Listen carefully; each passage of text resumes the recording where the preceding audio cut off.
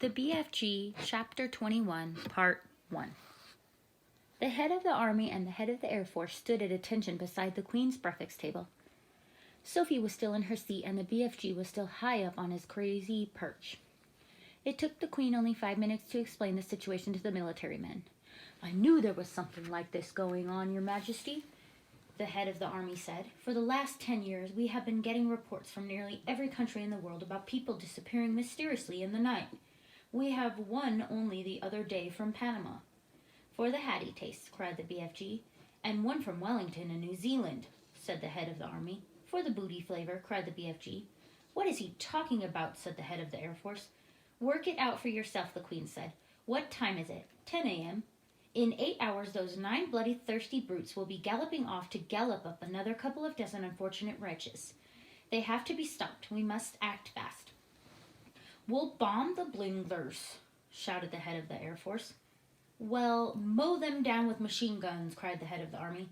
"I do not approve of murder," the Queen said. "But they are murderers themselves," cried the head of the army.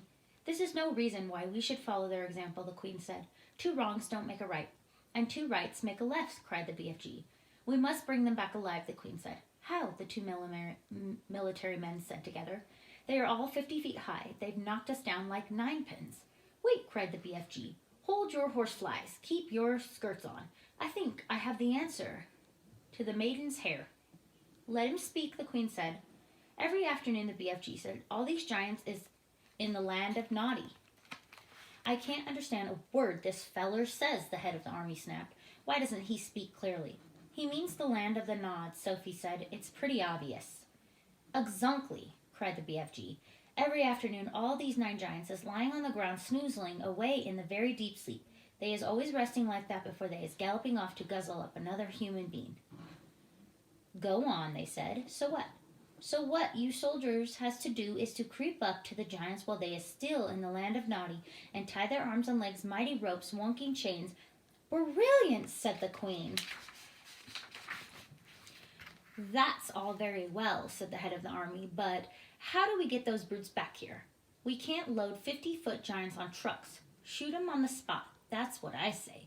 The BFG looked down from his lofty perch and said, this time to the head of the Air Force, "You is having belly poppers, is you not?" "He is being rude," the head of the Air Force said. "He means helicopters," Sophie said. "Then why doesn't he say so?" "Of course we have helicopters." "Wompsy big belly poppers," said the BFG. "Very big ones," the head of the Air Force said proudly.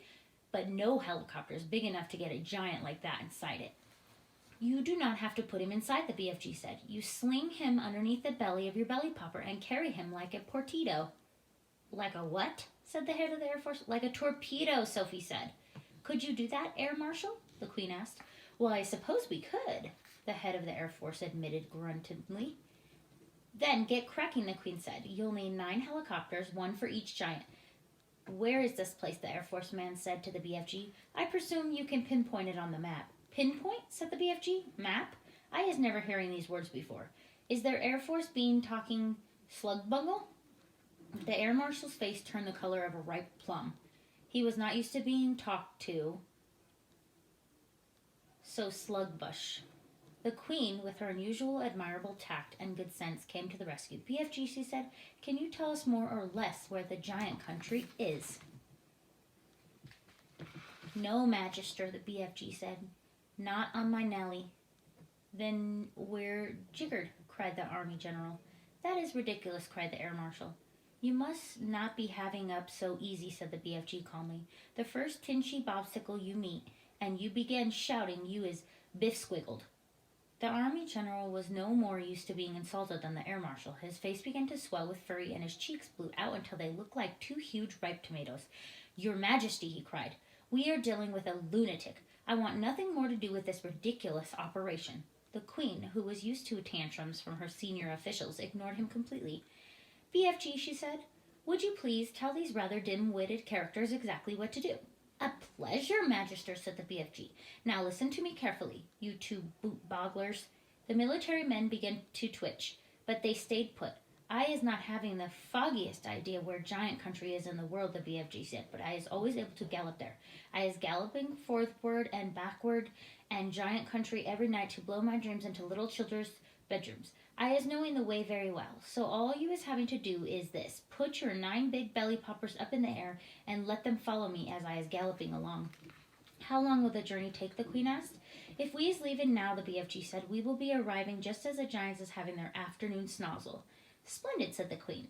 Then turning to the 2 military men, she said, prepare to leave immediately. The head of the army, who was feeling pretty miffed by the whole business, said, that's all very well, your majesty, but what are we going to do with the blighters once they get back? Don't you worry about that, the queen told him. We'll be ready for them. Hurry up now, off you go. If it pleases your majesty, Sophie said, I would like to ride with the BFG to keep him company.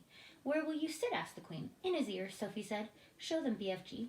The BFG got down from his high chair. He picked Sophie up from his fingers, swiveled his huge right ear until it parallel with the ground. Then he placed Sophie gently inside it. The heads of the army and the air force stood there goggling. The queen smiled. You really are rather wonderful giant, she said. Magister, the BFG said, I is wishing to ask very special things from you. What is it, the queen said. Could I please bring back here the belly poppers, all my collection of dreams? They is taking me years and years to collect, and I is not wanting to lose them. Why, of course, the queen said. I wish you a safe journey.